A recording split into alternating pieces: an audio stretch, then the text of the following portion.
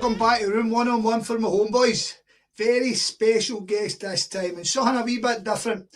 Rather than the opposition chat, we're looking and speaking to someone from a club that's always piqued my interest. So before I introduce my guest, let's have a wee look at the history of Wrexham Association Football Club. So formed in 1864, the oldest Welsh football club and the third oldest professional club in the world after Stoke and Notts County. Not unlike their Scottish and English counterparts, the Welsh Cup was started in 1877 and was won by Wrexham 1-0 over Druids, and subsequently won a further 22 times, making them the record holders for that trophy. After appearing in the 1883 English FA Cup, the club joined the Combination League in 1890 with the English, Welsh and North of Ireland teams, before Cos sent them back to the Welsh League after winning that 2 years in the bounce. They returned back to the Combination. So that eventually meant that Wrexham joined the Birmingham District League in 1905, and that's how they ended up in the English system. I educated myself with that one, mate. So due to that, you were founding members of the 3rd Division North, and then you ended up in Hens. As it sits now, their highest ever finish was in 1978-79 when they finished 15th in the English 2nd Division. For those younger team, that's currently the Championship. So due to entry to the now defunct Cup Winners' Cup for the Welsh Cup winners, Wrexham have competed in Europe on a number of occasions. Best achievement being the 75-76 Cup Winners' Cup quarter-finals, going out to eventual winners Anderlecht of Belgium. Incidentally, Celtic were put out at the same stage of the same tournament, 2-1, by an East German side, Sasnung Zwickau. As I say, Anderlecht end up winning that. Right, so you play your games at the racecourse ground and have done so since their inception. The largest ever attendance was at the ground in 1957 as Wrexham hosted Man United in the FA Cup 4th round tie. 34,445 people attended. Currently the stadium holds, right, I don't know if this is correct. So the racecourse, the new, I've got it down to 10,000, but that's not right, is it? Is that right? Yeah, it's 10,500 now, Scott, because we've got the Cop end, which is the biggest end. It's under construction. So when that's done, it's going to be up to nearly 17,000. Wow, fucking hell. Right, okay, that makes a lot. I couldn't get my head doing that. So you're sponsored by Stoke Cold Brew, and that's a coffee, and it's referred to as the Stoke K-Ras. Is that right? Stoke it's K-Ras. Almost like mate, Stoke K-Ras as well for the racecourse. Yeah, K-Ras. K-Ras. Right, okay. So as I say, I could go on more about the recent times, but I'm sure my guests can help me along with that. So without any more delay, I am absolutely delighted to welcome host of Men in Blazers, This Week in Wrexham podcast, but more importantly, Wrexham diehard, Tommy Lewis. Well, Tommy, how are you, brah? Hey, listen, Scott, it's great to be on here with you, pal. I'm a big Celtic man, you know, as most Wrexham lads are, in all honesty. I'm a massive Wrexham fan first and foremost. And I have been since, a lot of people now, they say, oh, who did you used to support? Liverpool, Everton and all that nonsense. No, I've always been a Wrexham fan. I've seen us lose 4-0 at home to Telford in front of less than 4,000. So I've seen the dark times. But I tell you what, we've always had that Celtic link. And, still at the games now, you'll hear the chant, Bows, Celtic and Wrexham, Bohemians, Celtic and Wrexham. There's always been the link there. But yeah, I'm a big Celtic man as well as being a Wrexham fan. But yeah, listen, I'm sure you'll appreciate, mate, as you're a big Celtic man. If Wrexham played Celtic, it's Wrexham all the way for me, unfortunately. 100%, bro. No, I get you, man. Hopefully one day. Yeah, that'd be amazing. Yeah, 100%. It's a wee traditional show for guys to tell us about themselves, but you've led right. As I say, we've got a pro here, so. You're definitely a Wrexham man. We'll touch into it. We'll look back at the recent times and we'll kind of get into it here. But tell us about your own podcast, your own vlog, the Men in Blazers, right? Mate, I'll be brutally honest with you. Totally ignorant to it until I came across your cell on Twitter. Yeah. It led me watching your stuff. Me and the missus watched a good few of your videos. And then, but I've started on Rog stuff himself. And I've got to admit, That guy's fucking class, man. Class. Yeah, but I mean, he's a big Everton man. I've got to be honest with you.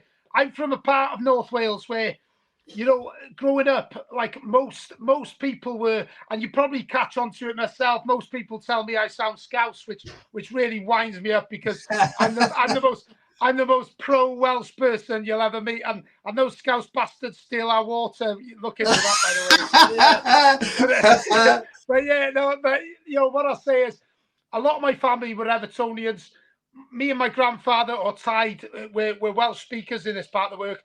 Brilliant, you know, so yeah, me and him went to watch Wrexham from day dot basically, and Wrexham are rubbish, but we stuck with him, and now we're living the rewards. But also, I think yeah, thank you for mentioning Men in Blazers. There, we're going to start this weekend. We've got Southampton away, which is going to be incredible. I work for an American firm, Men in Blazers, as you say. It's going to be fantastic, and we're going to produce these vlogs week in, week out. The only unfortunate thing is, apart from, you know, having a good chat with our fans before the game, we have to speak to some English bastards as well along the way. So, yeah, that's the only downside. But no, like, joking aside, yeah, thank you for mentioning. And yeah, it'd be great if some of your viewers have a little tune in and see what we've got to offer. There's a lot of people out there who do these vlogs, and my personal opinion, I don't want to slag anyone off, but my personal opinion, the like of like Fogden, these, you know, middle class fucking idiots who you know, go around with a camera in their hand. Ours is much more of a working class vibe. We go to the pubs, we chat to people, we chat to proper people, working class fans. And I think that's part of the, you know, my family, and being a North Walian, we've always had an affinity to Celtic. As you know, most them idiots east of the border support Rangers because they're fucking idiots. You know, in Wales, as Celtic brothers, we follow the Celts, Celtic cousins. But the reason why I mention this, the reason why I bring it up, is because, you know, we have that affinity, and you know, and it's a working class thing. It's not just a Celtic thing; it's a working class thing. I think you'll understand where I'm coming from, Scott. We're all working class. We hate the Tories, and you know, that's how we feel that affinity, mate. Sad to say we fucking hate Labour just as much now, but we're off on a different fucking tangent with that, mate. I mean, Keir Starmer, do you know what? Farage and Keir Starmer, they're cut from the same cloth as that, as far as I'm concerned. But we're going to a different tangent now, mate. Coming out the same schools, mate. But I'll come back to your comment about the vlog, right? Like I say, mine's is fucking minuscule in comparison to yours. I agree with you full-heartedly. I've watched yours and I've enjoyed. You talk to the punters, you talk to the guys who have been there for years. There's a point I wanted to, when we get to Wrexham, there's a point I want to bring up that you mentioned right at the end. But I'll tell you what I like about yours. You're like fucking, what's his name? Jerry Springer. You've got your wee message at the end. It's all right to be nice. It's all right. Your wee message at the end. Lovely, mate. Yeah, I mean, to be honest with you, Scott, like, you know, my thing, you know, I like to have a bit of you know, I don't want to go off on a tangent, bring things down. I like to talk very wholeheartedly about mental health. I think we all suffer with it, gentlemen, and you know, I think as well. But I think it's important, you know, we touch on the you know, the emotional aspect of what football is. We all get different things out of football, Scott, don't we? You know, and like when I go to Celtic, mate, I've got to, you know, I'm probably going off on a tangent here, but when I go to Celtic, and I always manage. Thankfully, I've got to give a shout out to the Coventry Emerald boys. I jump on the coach with them. I always manage to get in the North Curve, and I feel emotional to hear those songs because, as a Welshman, they resonate with me. You know, they resonate with me. They really do. But you know, I think as working class people, we all take the piss out of one each other. We all have a laugh, and we all, you know. And if someone says, oh, you know, I'm having a bit of a struggle, we say, okay, you know, grow a pair. Definitely. But hey, Scott, I think you'll understand where I'm coming from. I think you know, I think it's nice sometimes to, you know, take a step down. You know, and like I say, you know, I'm drinking the old Smirnoff Ice here. I'm listening to Grace in the background. I'm getting emotional. But no, I think it's, you know, I think that's why Wrexham fans, Celtic fans, Celtic people, Welsh people, Scottish people, Irish people, we all resonate with each other Yeah. because we're all working class people, and I think I think it's wonderful, and we should all stick together, mate. Does that make sense? I've probably gone off on a tangent and not answered anything you've asked there, but Don't I worry think about it, bro. Don't worry about it. I was going to tell you, so I was going to give you my wee preamble as well. You've said a couple of times. So I'll be honest with you straight away. See the colour red? It's no for me. Right? I don't know why. My dad loved it. My brother loves red, and I've just never been a fan of red. It just seemed, I've got hundreds of red up here, all different scarves. I've been to all these teams and stuff like that. But I've always liked Wrexham. Always. I don't know why. I don't know if it was because what age are you, mate? I'm 39, Scott, yeah. Right, so you're a wee bit younger than me, just a young buck. So I'm 45, and I can remember Wrexham coming up, but Wrexham were never the big dogs in Wales in my lifetime. Were never. I mean, well, I just a slight correction. In the 90s, Scott, we were the best team in Wales in the 90s. Well, I'm going to come to that. But you bear in mind that my football life for that, because like the 90s were, I was young and then mad with drink constantly, so I couldn't remember them. But I don't know. It's just, and like he just died recently, Joey Jones, and this is a guy who I never saw. But I always remember the connection he had with Wales and the connection he had with Wrexham. And it always, I don't know why. I really don't know why. To the point, we were in Santa Ponza, I'd say 4 years ago, and there was a Welsh guy right beside us, an older fella, and he had the bucket hats, the first run of the bucket hats. Yeah. And I remember he had him and his wee boy had them on. And I was out, and I'd be good, and I'd have a couple of beers with him, and he was a Wrexham fan, and he was a massive Wales fan. And we'd be sitting talking about it, and I was like, I really wish you the best. This is just before all the good stuff happened, you know what I mean? And it's kind of mad that I've got that itty bitty tiny fucking connection there. But like you say, I mean, that's not for your benefit. It's just always, if you'd pushed me, I would have said, Wrexham, especially with Wrexham, you always like the wee guys to come up. That's what made Wrexham's story so great to know. Right. So let's talk about Wrexham, man. Let's talk about them. But I want to talk to you about the pre-takeover, right? We've kind of touched on things. But you're 39. You like a bevy. You enjoy the pub culture. You enjoy the football culture. So, see as crap as the football was, must still have been fucking fun. You know what I mean? I tell you what, Scott. Hey, listen. It's ridiculous, and you'll laugh at this. I think you'll understand. I think most football fans will understand what I'm about to say. It's stupid. It makes no sense whatsoever. But there's a tiny, tiny part of my brain. And bearing in mind, we're going to Southampton away on Saturday, and we're taking 3,000, and we're taking, I think, eight of our starting 11 will be internationals on Saturday. But there's a tiny little part of my brain, Scott, that goes, oh, I miss when we were shit, when we were taking 300 to Eastleigh or fucking something stupid like that, because it was fun. It was brilliant. And it's the same with Wales away. I've got to be honest. Scotland, I know, a lot of Celtic men, they don't follow Scotland in numbers away. A lot of them follow Ireland and stuff like that. But I think anyone who does follow Scotland probably won't get it, because Scotland have always followed in big numbers internationally. I remember 2012, going to watch Wales down in Cardiff. Scotland brought, massive numbers, 6,000-7,000. Scotland was shit, no disrespect. And, but the thing is, it's not about the quality on the field. It's the same with Celtic. Celtic, in the 90s,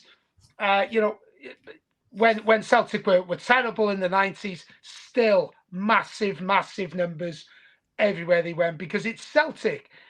It's the same. It's the same. It was always fun. It was always really enjoyable. But I'm being very, very silly now, Scott. I wouldn't change this for the world. Going down to Southampton, I wouldn't go down to Southampton.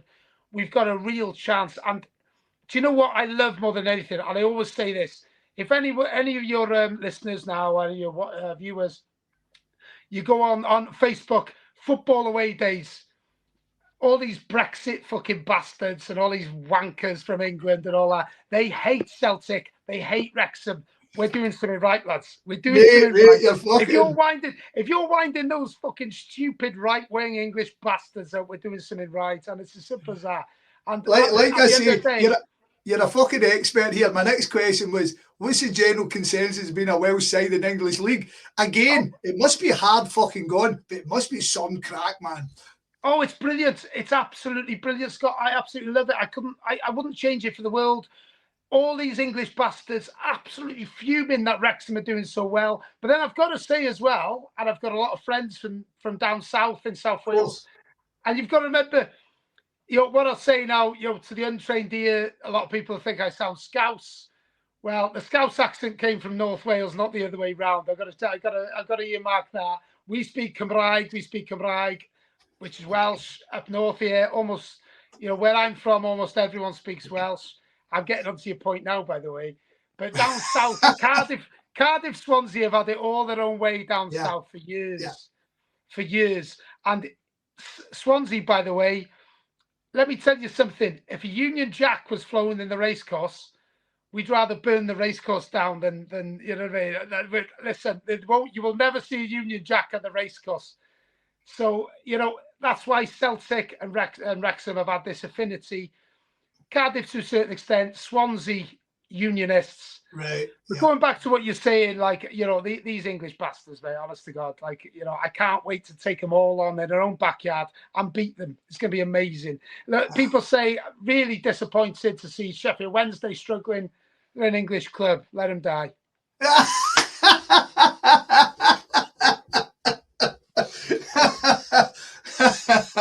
Right, okay, right. So you're still going, I mean, because you're doing the vlog, obviously that's a bit different, but you'd still be going everywhere anyway, right? You go every game. Are you on a supporters bus? Are you in a club? Do you just got a group of boys go doing? Well, how do and see back then, like you said about Telford and stuff like that, and that's a famous one. But what numbers were you taking back when you were third division, when you first went in the National League? How many numbers were you taking then? Well, I mean, my group of lads on the coach, our numbers haven't changed at all. We've always run a bus. And I've got to tell you, I'm not from Wrexham. I'm from 30 miles west of Wrexham. So our group... What's that called? It's a town called Denbigh. Yeah. And you follow the junior team as well, don't you? Yeah. So I love my local football, Scott. Massive fan of local football, Welsh football. Welsh football's probably suffered, if I'm being honest. I'm just going to touch on it now. I'm not going to go into detail and bore you all, but Welsh football's probably suffered from the fact that our top teams play in England, in all honesty. Of course. And it's a bit like the Irish League. What I'd say in the Irish League is they've got the Irish Sea to dab, and I like Bohemians. I've got lads, I've got friends who follow Derry City as well. But what I'd say is I'm a big fan of Welsh football. But Wrexham, Cardiff, Swansea, Newport as well to a lesser extent, has probably hurt Welsh football, the fact that all our big teams play in England. Of course. But we are where we are.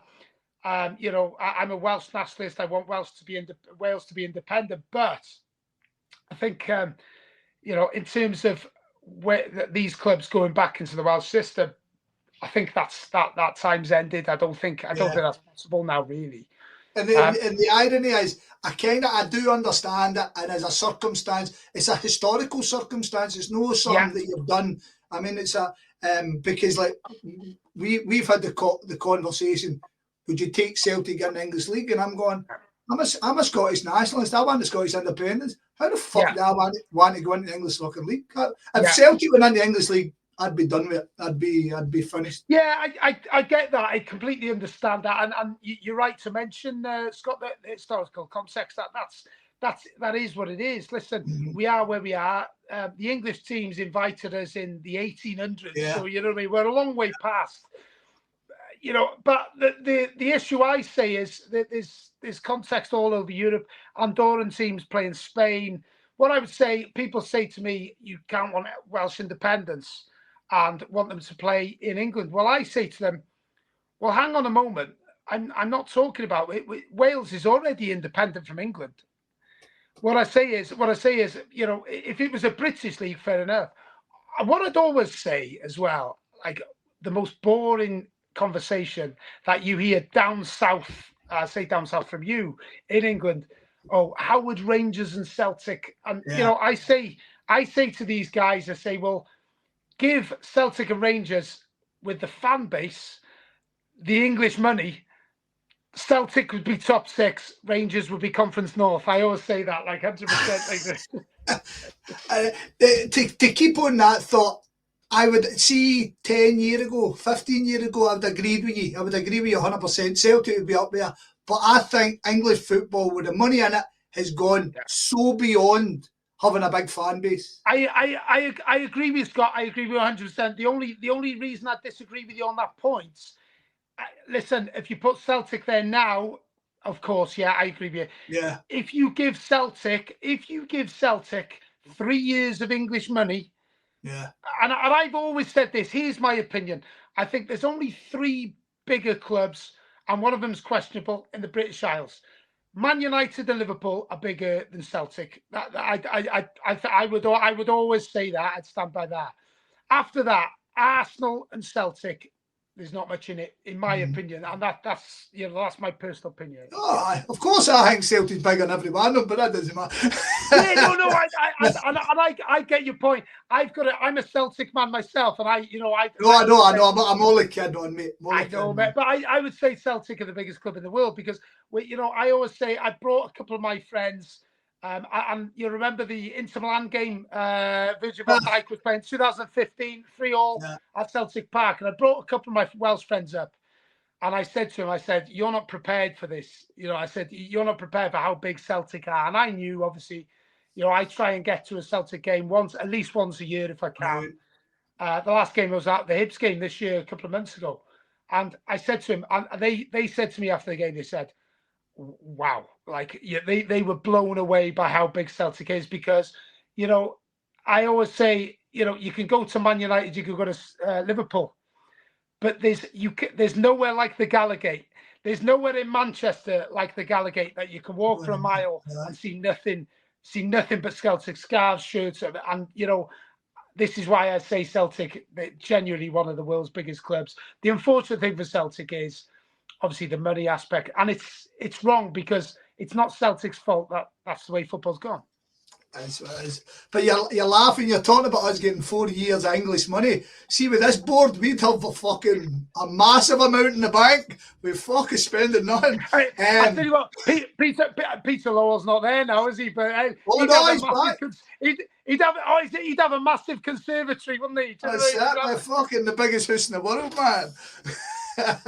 Right, so we'll touch on a wee bit of history and then we'll kind of get your opinion on it, right? So in December 2004, Wrexham were placed in Wrexham placed administration on 2.6 million, 800 grand in revenue.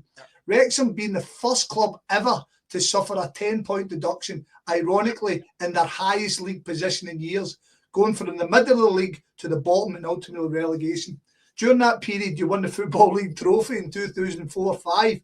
20,000 fans at the Millennium Stadium, beating a club who ended up suffering themselves, Southend 2-0. But May 2008, 4 years later, saw the team beaten 2-0 by Hereford and relegated to League Two and into non-league football for the first time in 87 years. Fucking rough times, pal. Rough times.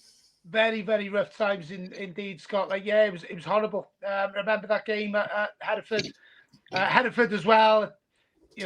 Probably 80 miles down the road. They're just on the border. They were loving it. Obviously, English bastards. They were loving it. It was, it was really rough. And do you know what? It was rough for a long, long time because the fans took over. And I believe, as I'm a socialist, I'm a very left-wing guy, borderline communist in some ways. I'm and I believe in football fans owning the club, but I've got to be realistic at the same time. And we had a bit of a glass ceiling. While the fans did an amazing job, Scott, amazing job. And I do believe the fans should own the club. I do like the German system. I think it's 49-51. I do believe in that.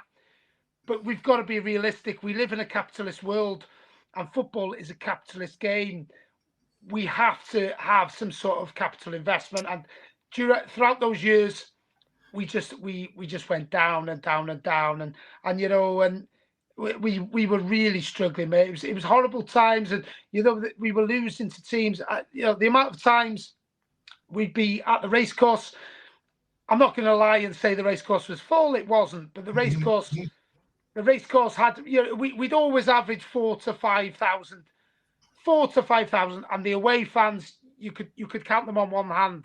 Even if you're a Shrewsbury fan with 17 fingers on one hand, you did twice.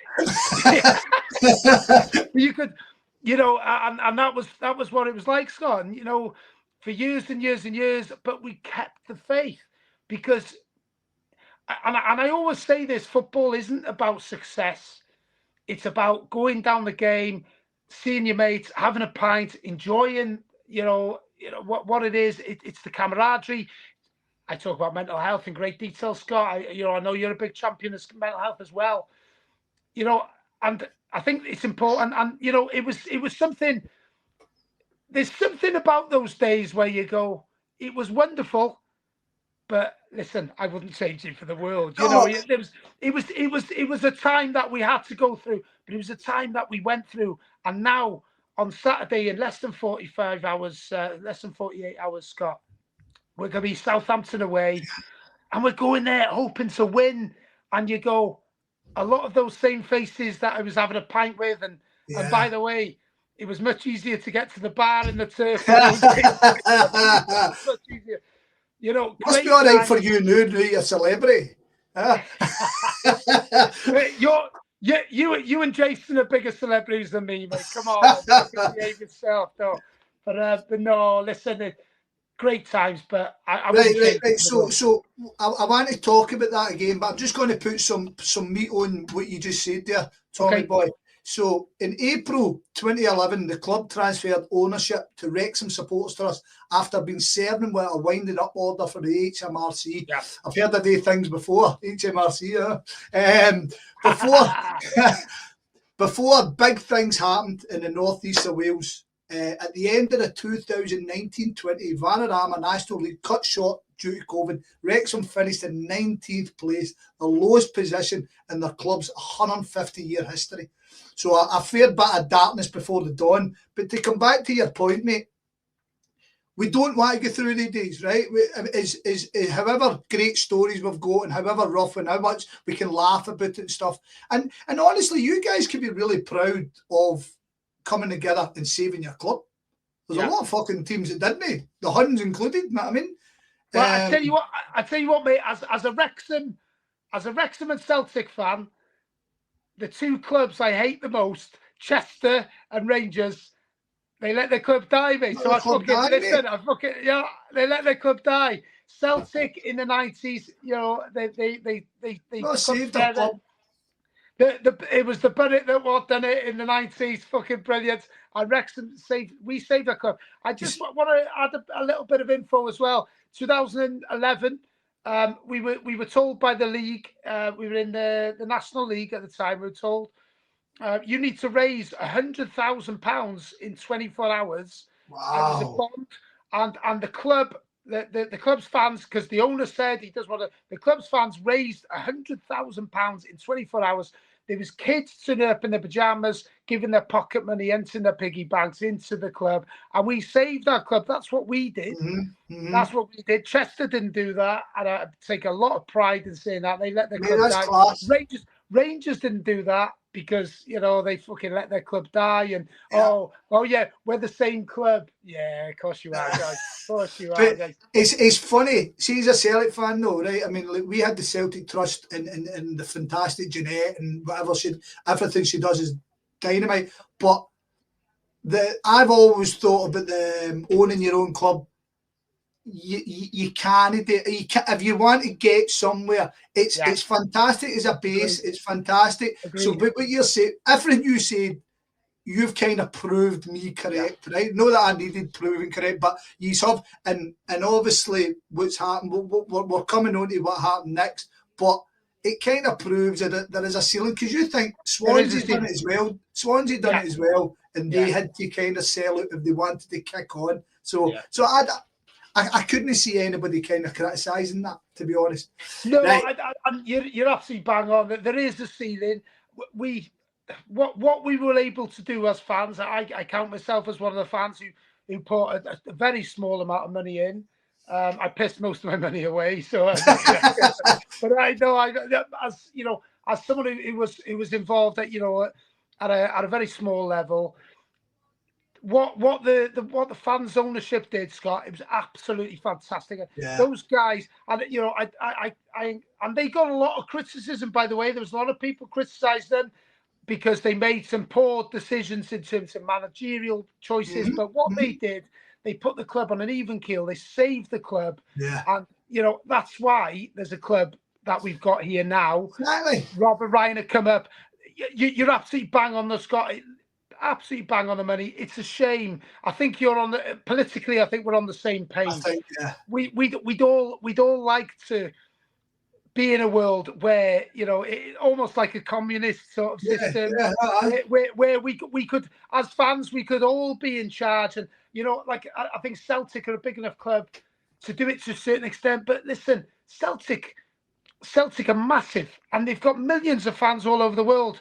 But if you think that fans' ownership, even with the millions of fans of Celtic are, if you think you can compete in the Champions League with that, I'm afraid, unfortunately, I wish I was wrong, but unfortunately, no, you can't do it. You cannot do it. Football's a way now. But to kind of stay in the same thing, we've got two examples in Manchester, right? So you've got Salford and you've got FC United in Manchester, and I've never been to Salford. I want to kind of look at it. I've been doing the FC United Manchester, and they've done exactly what you're talking about. They hit their glass ceiling. Exactly. They wanted to kind of move for it, but the original guys are going, no. This is what we're here for. We're here for this. So they're never really ever going to go above that. Which, see, for a lot of their fans, that's fine. Yeah, no, and you know what? Like I know a couple of their fans. I've got to say to you, brilliant bunch of fans, good left wing guys, and I've a lot of. I don't know if any. By the way, I've got to at this point. I've got to give you a shout out. I've got some good friends down in the Cock Tavern in Euston, down in London, who are big Celtic men as well. But yeah, like the big union men, and we have this discussion, and I'm a big socialist, borderline communist. But what I say is, politically, I've got my ideals, but you're absolutely right. When it comes to football, I've got my political ideals. When it comes to life, I will stay with them forever. When it comes to football, unfortunately, football is a capitalist game. If you've got an element of the fan base who wants to be successful, as Celtic fans should absolutely strive to be, then unfortunately, it's impossible in this world. Of course it is. FC United and Manchester, credit to their guys. They're happy. I don't like to use this term, but they're treading water in the Conference North. That's what they're doing. And they've done that for a number of times. And I'm not criticising it. I think it's fantastic. If they're happy with that, fantastic. But you will always have guys who want to go further. Yeah, definitely. 100%. And that's where the issue comes. Celtic are a big club who deserve to be at the top of the game. It's as simple as that. Now, if in this capitalist world, it wouldn't work with Celtic, and that's the unfortunate fact. I mean, we could be better at making things. I mean, like you spoke with the German system. I was very big into Borussia Dortmund, right? I took Borussia Dortmund to my heart. I kind of fell out with them a wee bit because of the Palestine and the Israel kind of stance. Sam Pauli as well. They were pro Sam Pauli. So they're kind of coming round. I think the whole German Jewish thing is always going to be hard, but what's right is right and what's wrong is wrong. And if you've not got a boss to say something, fuck you. You know what I mean? So, but when it comes to the German ownership, for guys like me and you, it's as good as we'll get. It's as good as we get. There's a control. There's a culpability for those in charge, right? Why are you doing this? Well, see, right now, we've got Tories on the Celtic board. Fucking Tories, know what I mean? Yeah. Fuck off. Give me peace. It's unacceptable. You know, you look at people like fucking Rod Stewart. He's not a Celtic man, is he? He's not a Celtic man. Yeah. What I say, it's tricky though. It's a balancing act. I wouldn't have guys like that anywhere near the club. If he gets comps, he shouldn't be anywhere near there. You know, he is not a Celtic-minded man. You know, and then you have, you know, the guys in the North Curve who I've got a lot of friends who were there and great people, and but you know what following a club, it means something different to all of us, doesn't it? Yeah. And I do feel like, listen, I always say Tories not welcome. No, I draw the line. Tories and Reform, get rid of them. But you know, maybe you know we've got to be careful about, you know, because we've all got different opinions about what it means to be a Celtic fan, be a Wrexham fan, be a football fan. And I think it's really, really tricky. Me and you, I think we're probably quite aligned, Scott. I think from the few conversations we've had. And I was on the Coventry Emerald coach. I've got to give them a shout as well. Those lads, I tell you what, they spend 16 hours travelling every Saturday to go and watch Celtic. What a great bunch of lads. When you've got punters like that coming up for England, all the boys coming off the island every week, going to every game. Tremendous. Right, let's get back into Wrexham then. Right, so in November 2020, actors Rob McElhenney and Ryan Reynolds bought the club from the supporters club with a backing of 98.6. Who was at 1.4? Fucking who was that? Well, I'm not going to throw any names out now, but I know a couple of lads, and you know I spoke to them. I understand their opinion, and again we're going back to what we literally just talked about there, Scott. No. Everyone's got a different opinion about what supporting Wrexham or Celtic is, and you know these guys.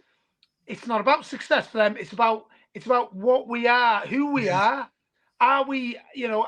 But to be honest, I would say even those naysayers would have come on board now. I do think that. We'll come to that then. So. And the takeover was completed in February 2021, right? We could be here for an absolute age going through what happened on and off the pitch. But fortunately enough, there's a documentary being done. I don't know if you knew about it. There's a documentary being done. But I'm wanting to talk to you, right? So try and sum up your feelings, because in those 5 fucking years, at one hand, you've just missed out the playoffs, right? The first year. You then get into the playoffs and you lost in the final, and also semi-final, was it there? Anyway, and then 3 promotions on the bounce, back to back, right? So, how's that? Yeah. How's that for somebody who? Well, I'll tell you what. I'll be the first one. I worked as a journalist for the first 2 years. I was working for the local rag, and I was working close quarters with Phil Parkinson. And my personal opinion, the first 2 months he was in charge, he'd spent a lot of money, and the team was not gelling at all. I was not impressed, and I was quite open. I was quite open. That's interesting. Yeah, no. I'll be the first to admit I was doing opinion pieces saying I think it should be sacked. I'll be the first. People sometimes like to rewrite history. I won't be one of them, because I don't pretend to be any sort of expert. I'm just a fan, But the football. What I would always say, maybe you'll find this with Brendan there at Celtic, and the thing with Brendan, I think the football's generally quite entertaining, most of the time, maybe not sometimes, but most of the time. But what I'll say is, with Phil Parkinson, he's very direct, he's very old school, he's very Route One. He likes a big man up top, hence why he's just bought Kiefer Moore, who, my mate tried to take a picture with him and he needed his, he didn't go landscape, he went long screen, I was looking at his massive lad. But no, so what I'm saying is, I think he's got his style of play. Sunderland fans didn't like him at all. But then I feel like Sunderland, he joined Sunderland in League One. Sunderland are a big club. Mm-hmm. Now, we were a big club in non-league, but I mean, different club, different ambitions to Sunderland. Anyway, long story short, I think, it took him a bit of time. Since then, mate, I've got to tell you the guy's going to have a statue outside the racecourse. Him and Joey Jones, I think, probably side by side for me, who's just left us. Joey Jones, a big Celtic man, Joey Jones, by the way, as well. He's just left us, R.I.P. Joey. But yeah, I think, mate, for me, Parky's done an unbelievable job. And 4 years since he's took over, he's one of the only Englishmen who'll ever not have to buy a drink in Wrexham. Put it that way, I think. But we're going into Southampton, as I mentioned before, Scott, and incredible. He used to play for Southampton. Incredible. He's signed all these.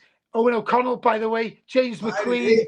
James McLean, by the way, I've got to tell you, everywhere he goes, apart from Wigan, I've got to give Wigan a shout out. Wigan, we're very kind to James McLean, fair play. But everywhere he goes, dogs abuse. He gets dogs abuse, and our fans love him because we're Republicans, we're Celts, and we love him to bits. And I don't think he's going to play too often this year. He's 36 now, James McLean, but listen, long story short, I think it's incredible what Parky's done. Owen O'Connell's not going to play too often. I remember him playing. I was going to say, I didn't think he'd play much. Do you know, he was great. The last couple of years he's been great. He's not quite good enough for me anymore. He's not quite the player he was, but great guy. And do you know what? Until this year we actually had more Irish players than Welsh players. We've got a few lads. You got a couple of Huns in there, huh? Well, we've only just signed one. We've two. There's a guy called Ryan Hardy from Ryan Hardy. Yeah, so I'm hoping. You've seen Windus and all. James McLean's gonna fucking flatten him in the first session, hopefully. But yeah. I mean, you signed Josh Windus as well, didn't you? Josh Windus, of course. Yeah. But fuck it. Yeah. Do you know what? We did really well. We had so many Celtic lads in, proper Celtic men as well, and then now we've brought a couple of Huns to. A couple of rotten apples, but you know what I mean. We sent them 12 miles up the road, signing for Chester. They'd be used to play for a dead club. To go back to Phil Parkinson, so I remember he got the gig, and I kind of looked at the history of him, and it was a very direct style of football. Yeah. But he seems to he's the old school. He said he's old school, but he's old school in terms of building that dressing room and building a team. It's not just a case of fucking this guy's better than you. It's building a team, and you listen to him in the dressing room, fuck it, and I'm like, that's how I'm married. You know what I mean? I'm married to 10-year-olds. Scott, you couldn't have got it bang on. You couldn't have got it more bang on there, mate. Absolutely bang on. I'll tell you why. Is because you're absolutely right. He is direct, and sometimes there's been games where you look and you go, oh Christ, this football is dreadful. Yeah. There's a couple of times Wigan away last year, 0-0, was one of the worst games of football I've ever seen at any level. And I watch a lot of Denby Town, who's dreadful. But what I would say is he's got a style of play that really works. And Kiefer Moore coming in now, it really does work. And what I'd say is, we've moved it, and you're right to say old school, traditional. You're absolutely bang on, Scott. But what I would also say is there's a place for that now. I think, if you go on any coaching courses, myself, I used to do a couple of coaching courses. It's never really good. I can't manage my own life, never mind bloody managing a team of footballers. But what I'd say is there's this, since Pep Guardiola's been successful, there's this sort of mentality where football has to be played a certain way. And I don't buy into that at all. I think there's a number of ways to win football matches. I think we've moved away from that a little bit. I think it's wrong. I think, and I think Parky, he's going to bloody a few noses in the Championship this year. Everyone wants to play out from the back. And how many times, Scott, and you'll be able to tell me yourself, how many times have we seen these lower league clubs in the Championship in Scotland? Sometimes you watch teams, and Falkirk have come up now. I don't know what style of play. I know they got a draw on the weekend. What style of play are they going to hope for? Well, I'll tell you something. I'll tell you something. If teams try to come up and compete with Celtic and Rangers by playing out from the back, then Celtic are going to go to places and win 9-0. What my point being, a lot of these managers now think that you can only play one way. I think that's 100%. Wrong. 100%. Mate, you were saying we're the same politically. I think we're the same football-wise. I like it. I like lovely football as much as anybody. I love sitting there going, oh, it's tremendous. But you remember Jack Charlton, just a wee bit younger than myself, but you remember Jack Charlton. Jack Charlton played a direct football, right? And everybody called him long ball. And what Jack Charlton done was he saw everybody was playing 4-4-2, so he put two guys up and made them all turn. So there was a theory in it. It wasn't just lumping the ball. It was a theory. And it comes back in playing, you're playing football up there. It's a type of football. They won fucking games. So I remember as well. You'll remember, a lot of Celtic fans who follow Ireland. You'll remember prior to the 1990 World Cup. I'm not as old as you, so I don't remember that. But no, listen. Prior to the 1990 World Cup and '94, people were criticising Jack Charlton on Irish TV, and they were saying you can't do well with this style of play. Well, listen. They did well in 90. They did well in 94. I think I think football goes in cycles. I think 4-4-2 will come back, and I think we go in cycles. I think Pep Guardiola is probably the greatest manager to ever live, in my opinion. But that's not to say that we won't go back to different styles of play. And at the end of the day, now, and sometimes I've got to be honest with you. I don't know if you agree here, Scott. Some of your followers and viewers will disagree as well. But I watch Celtic in Europe, and sometimes I remember, obviously, the way Neil Lennon played against Barca in 2012. If you're going toe-to-toe with Barcelona and trying to outpass them, we're not going to beat them. What he did, he was very clever. He said, we'll give you the ball out in wide areas. I'm not going to go. This isn't a tactical podcast, and you don't want me to bore you. But I remember what Lenny did in that game against Barca, and he did what he had to do to win the game, and he won the game. Exactly. I was sitting talking to an Aberdeen fan last night. We'd done a preview pod of the weekend's game, and I was talking to him, and it's the first time I spoke to an Aberdeen fan since they beat us in the final, and he's fucking top of the world. But he's saying we set up to win the game. We never set up to play football. And I says to him, you won the fucking game. So kudos, you know what I mean? And do you know what, Scott? And I saw, as I said to him, I was gutted, wanted to win another treble to rub their noses in it. But I tell you something, and I saw Celtic fans on Facebook and stuff like that, and we've all got dickheads and stuff, but saying, oh, it's a disgrace how you played, blah blah. I was like, that's a disgrace that you're saying that. Who cares? Aberdeen did what they did to win the game. Give them credit. 100%. And they won the game. Listen, we're all football fans. I get really wound up when football fans get really snobby, especially Celtic fans. Celtic fans should know better than that. Oh, but we've got a fucking great collection of wallopers, man. Oh, fucking. Everyone has, Scott. Everyone has. Don't worry. Right. So listen. If we lose to Southampton, you'll have 3,000. Half of the 3,000 fans with American accents will be booing the fucking. Right. So let's get into the kind of minutiae, right? So obviously winning all these things and getting promoted, tremendous. So let's talk about the new owners, right? Can we start off with how did you end up in the podcast? How did you end up doing the vlogs and stuff like that? Because you were saying you were doing the journalism. Yeah, so I'm not a journalist by trade. I worked in factories, mate. I'm a working class guy. I worked in factories making food products, all sorts of food, every food product you can imagine. I've made it. But that's my background. I don't have any journalistic background. During COVID, Scott, I used to do videos. I've always liked putting myself out there. Yeah. I've always liked taking the mick out of myself. I don't take myself seriously, as you can tell here. You know, I like having a drink, and you know, I've been out this afternoon. As I messaged you, Scott, this afternoon, and you probably were thinking, oh, he's going to be too pissed to do the podcast. But no, listen, I like a laugh, and I'm a working class guy who enjoys his football.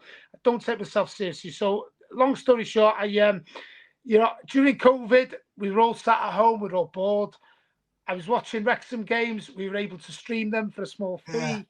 And so I was watching the games. I was watching Celtic games as well. Unfortunately, it wasn't a good time. We're not talking about that one.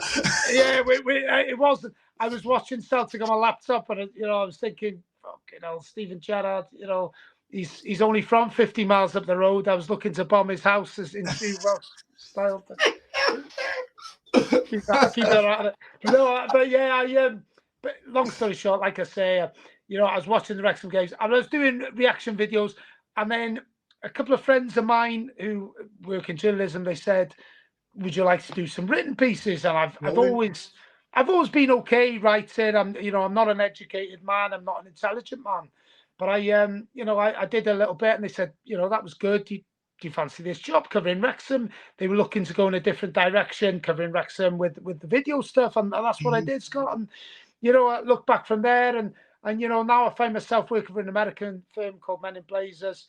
I'm very, very lucky to do so. It's a very good job. I cover Wrexham. We talk to football fans, and it's amazing, mate. I'm so lucky, and we're starting again this weekend, and you know, we're in the Championship. We started in League Two, and you know, we never thought we'd find ourselves here, really. It's amazing, mate. Brilliant, mate, brilliant. No, I mean, all comes from having a set of boys to go and put yourself out there, eh? Brilliant. Yeah, I think so, mate. I appreciate you saying that. You know, set of balls. Yeah, do you know what?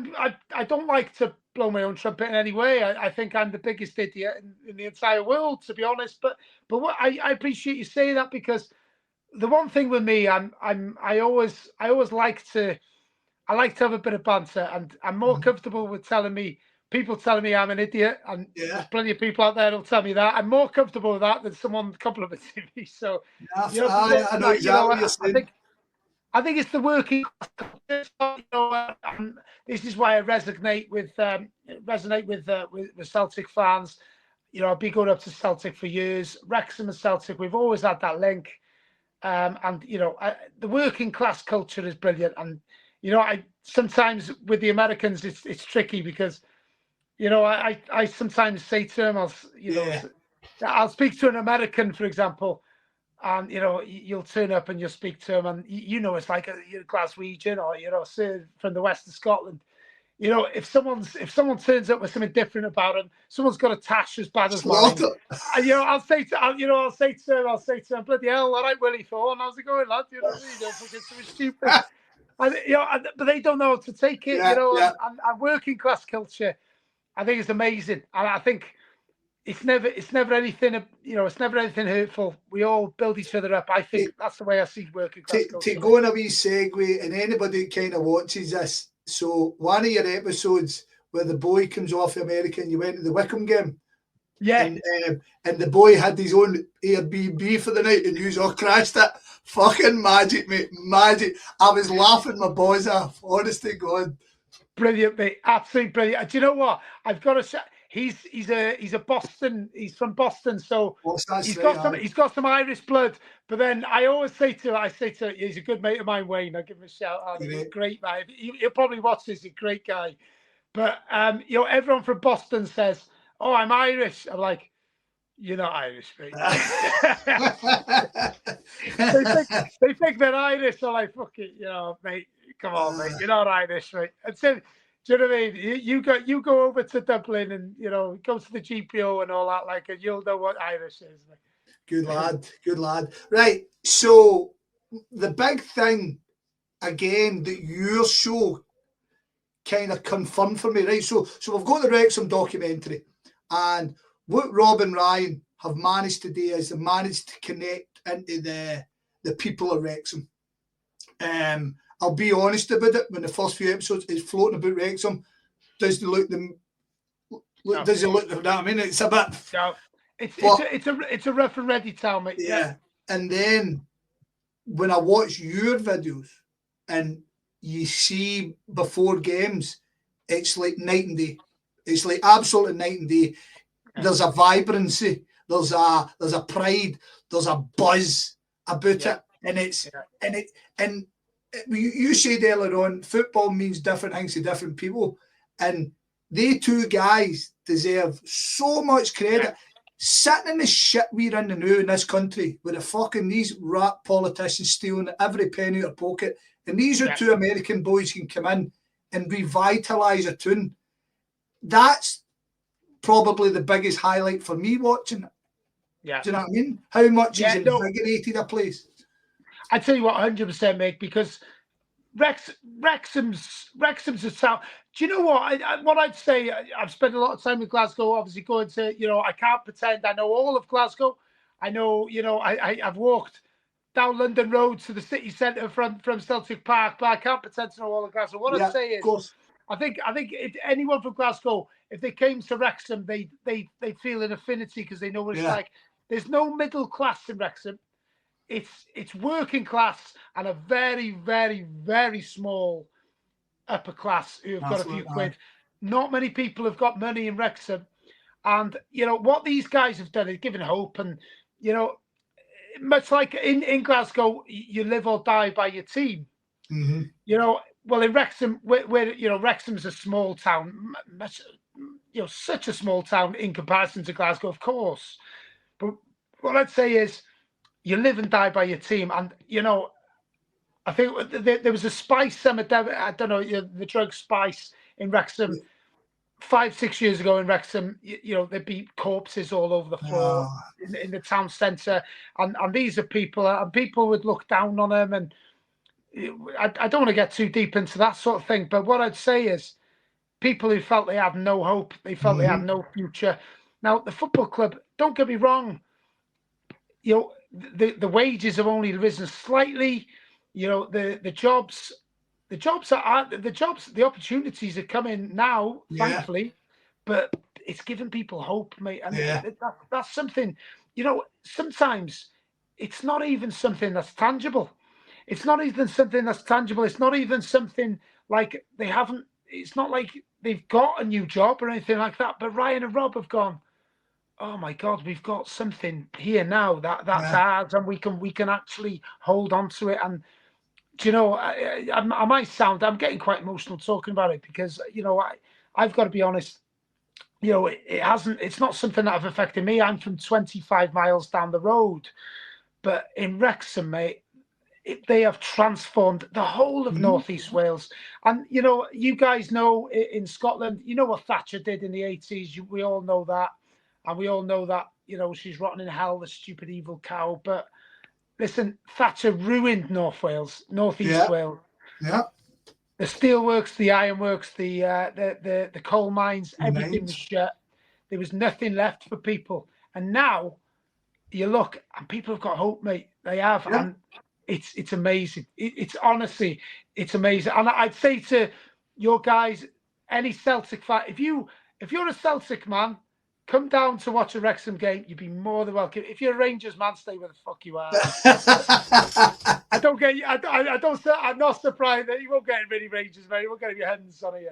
But no, listen, more than welcome in the turf in Wrexham, because you'll see what I'm talking about, and and I've met a lot of good Celtic men in the turf who've come down to watch Wrexham, and there's always been that link, and like I say, I think working class people all over the world, we're all united. And what you see in Wrexham now, what these guys can do to a place, not just to a place, Scott, to a region, North Wales, mate. It's incredible.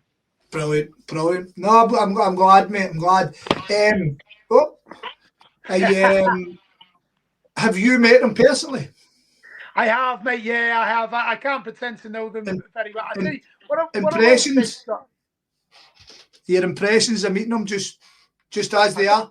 I thought you were hoping for me to do a Canadian accent or something, and I fucking doing it. Well, now you're fucking off, man. No, mate. I tell you what, mate. What I'll say, I've been lucky enough to meet him a couple of times, Scott, and yeah, Rob McElhenney, really good guy, really good fella. But the one for me, Ryan Reynolds, mate. What an absolute gentleman. What a fantastic fella, and got all the time in the world. And you can say,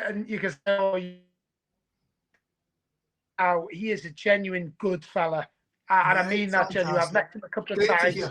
He is a brilliant bloke, mate, and I mean that genuinely.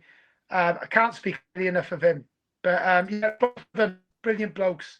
But Ryan especially, he's a proper star, isn't he? He's like a proper A-lister, and oh mate, brilliant fella. Yeah. And do you know what? When they come down for the game, Scott, they'll drink in the turf. They'll be there till closing time, and they'll have a few beers or a few Guinnesses. Great fellas. Tommy, is see the turf, right? Just see the turf. I mean, obviously that was where the club was kind of born and stuff like that, right? But is there any other major Wrexham boozers, or is that just the main buy? No, there's loads of it. There's the Scythe Seren. There's loads. The Scythe Seren, which is Welsh for 7 stars. That's a proper Welsh language pub. If anyone is ever down in Wrexham, give it a go. Try your Welsh out as well. Brilliant. I've got to give a shout out to my mate Richie Watkin as well. He owns the Fat Ball, which all the players drink in as well. Right. Down there, Paul Mullin, etc. And Hill Street Social as well, which is a great bar. I tell you something, Scott. If anyone's down on a Friday in Wrexham, Hill Street Social, what they do, mate, it's a very special thing. And by the way, have a look at all the Celtic shirts, because Rich, who owns the bar, is a Celtic man as well. You won't find many Rangers men in Wrexham. They're all Celtic men. But there's loads of Celtic shirts signed by John Hartson and guys like that. Henrik Larsson is one signed by. But what they do, a very special thing, on a Friday night, Scott, chip butty night. If you buy pints, you can have a free chip or crisp butty. They've got all these crisps out, and you free butties, free bread, butter it yourself, mate. It's a special thing. So you get absolutely hammered, and you can have like Space Raiders or Real McCoys on your butty, mate. It's a great place, and you can do karaoke as well after. Brilliant place. Fucking hell, that sounds better than the game. That sounds better than the game. Forget about it. You won't be there. You'll have a crisp hangover on a Saturday, mate. You won't be going to the game, mate. Don't worry about it. Right, so whilst I've got you in that kind of mood, I'm kind of going to bring you down just a wee bit, but I think it's an important one. I was watching one of your videos, and it was on the news show, and it was about Jacko, Ian Roberts, club legend. He passed away at 55, 2017 due to throat cancer. So he's missed all this good times, but you called him a club legend. Tell us a wee bit about him. Yeah, well, I tell you what, I think anyone, perhaps not with Celtic, maybe back in the days of the jungle with Celtic, perhaps. But I mean, the Kop was all standing as the jungle was back in the day, and I miss those days. But there was days where you couldn't stand anywhere. It was so packed on the Kop, and I think it held about 6,000. It was one of the biggest terraces in the UK for a number of years. It was massive. But Jacko was at the back of the Kop. He used to arrive on the Kop 5 minutes before kickoff, and he had a distinctive voice, but he had a wonderful, like being a Welshman, he had a wonderful singing voice, wonderful, like tenor, if you like, or a fiver even. But he used to get, and one of the songs, I could name a number of songs he used to sing, but distinctive voice, and he was the voice of the Kop. And I think smaller clubs, but maybe not such smaller clubs. I think maybe Celtic had guys like that who you'd see, everyone would have their own position on the terraces, wouldn't they? Whether you're a big club. It's funny you talk about how, because we often see when we do our main podcast, all us guys are 45 upwards. Yeah. So we're off your generation. We're off your generation. You remember the jungle. And we remember the jungle. We remember the guys who was just starting to sing. I remember going to a European game and just standing up and starting a song, and the whole place joined in with you. And what a buzz. But football's changed. Football's changed. I've got certainly at Celtic, we've got the ultras thing, which we needed. Yes. But you do pine, like we are talking about alone. You do pine for the days of the supporters club here just starts a song and everybody joins in. But the guys in the North Curve at Celtic love it with the loudspeakers and stuff like that. Brilliant. But back in the day, what we had was the terraces, and you had and you sort of bowed down. But I tell you what you mentioned there. What I love there, Scott, is I remember. I think I was 17, maybe 18. I'd had probably 8, 9 pints of Wrexham lager. In those days, I was on my ass, probably but I remember starting a chant, and it was probably. I remember we had a tall centre half called Dennis Lawrence, who played in the World Cup for Trinidad against England in 2006. Anyway, so I remember we used to have a chat. He was very basic. It was like na na na na na na way. Dennis Lawrence. And the first time I started that chant and everyone, the whole cup joined in, oh my God. What that was? It's the proudest moment that you can ever have. And you understand what I mean, Scott?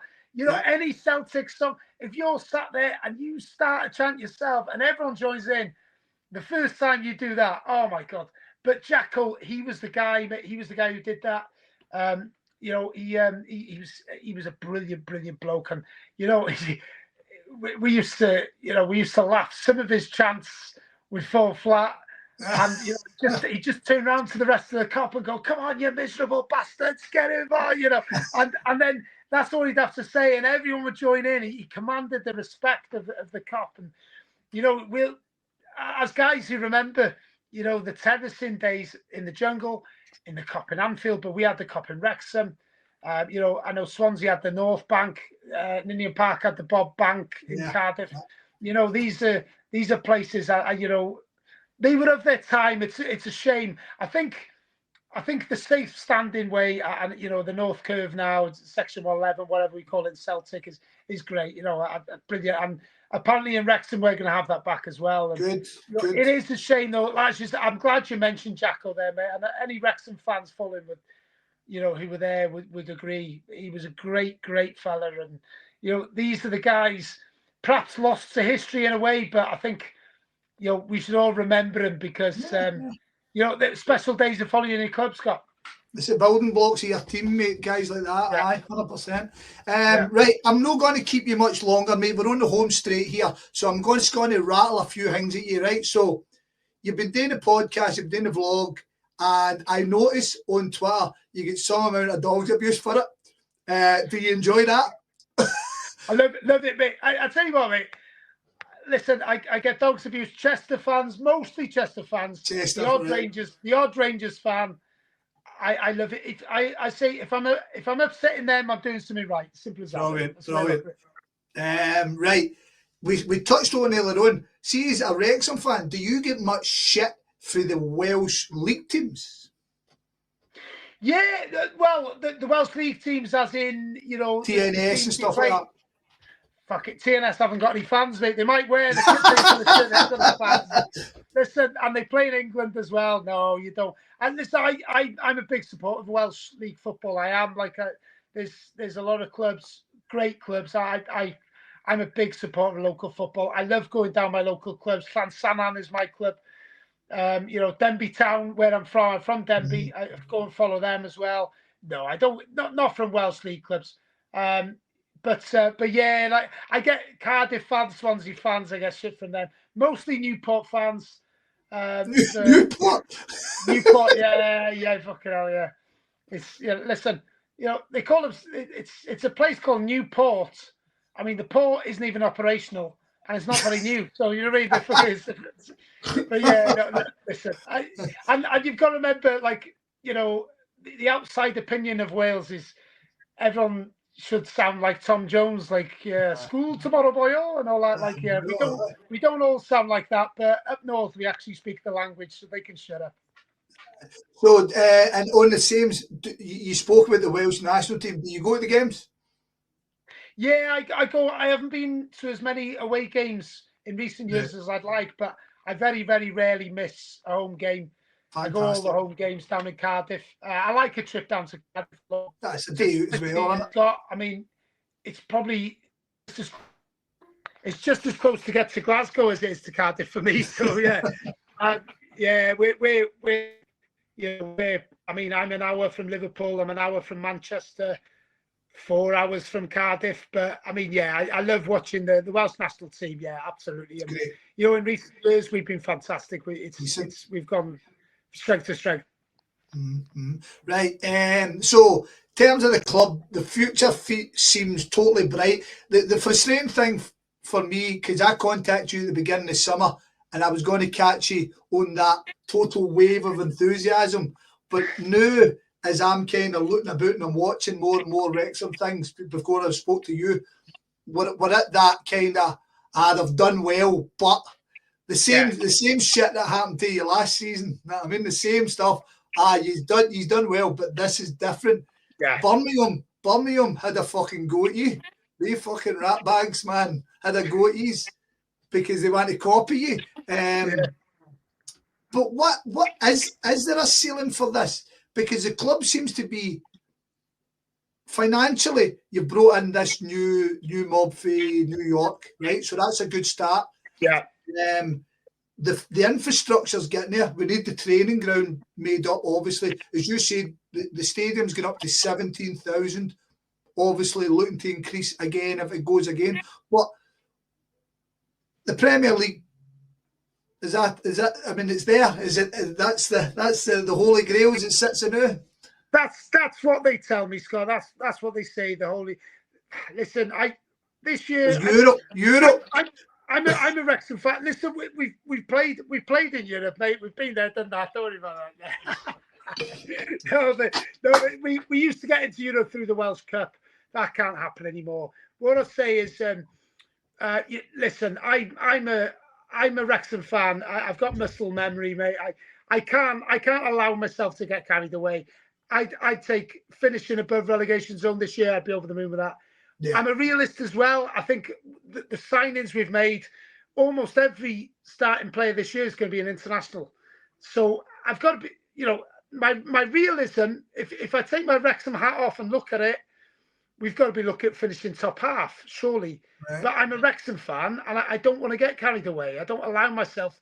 What I do is, you know, listen, if we avoid relegation, I'll be over the moon. But everyone tells me that we are going for the Premier League. I can't allow myself to do it. I'm gonna enjoy it, Scott. I'm gonna enjoy it, mate. I'm gonna enjoy it. Yeah. If we lose half our games this year and stay up, I'll be over the moon. I'll be over the moon with that. Listen, I'm going to go to Southampton. I fully expect us to lose at Southampton, but I'm going to enjoy it nonetheless. A good friend of mine, and I'll tell you what, a good friend of mine, Gary Davis, I'm going to shout him out here. He said to me, he said, I'm not a football fan. I'm a fan of getting on the train at 5 a.m. and having tins. So Gary's a man. I agree wholeheartedly with that. Well, that's just about us, mate. So good luck to the season for a start, right? I'll be watching again. I'll be kind of hoping again. Less so than last season because of Josh Windass. No, I'm only Yeah, I know, mate. I'm gonna boo him off the field on Saturday. No. I've just been told I've got a kids tournament on Saturday, but I'll be finished for 12, so that gets me home, gets me sat down in front of the telly and cheering you on. But just before we go, tell the world where you find your stuff. Where's the podcast, and can they follow you online and stuff like that on Twitter? Yeah, thank you very much, mate. So I've only just started on TikTok now.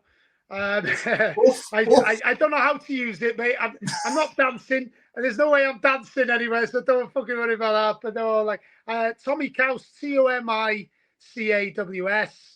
Caws is Welsh for cheese, by the way. It's not a hygiene issue. I used to work in a cheese factory, so don't worry about that. But yeah, Tommy Caws. Tommy Caws on Twitter as well. Tomicaws. But yeah, it'd be great if anyone fancies watching us and following us. Men in Blazers. It's an American firm, but we do a match day vlog. We will be on Saturday.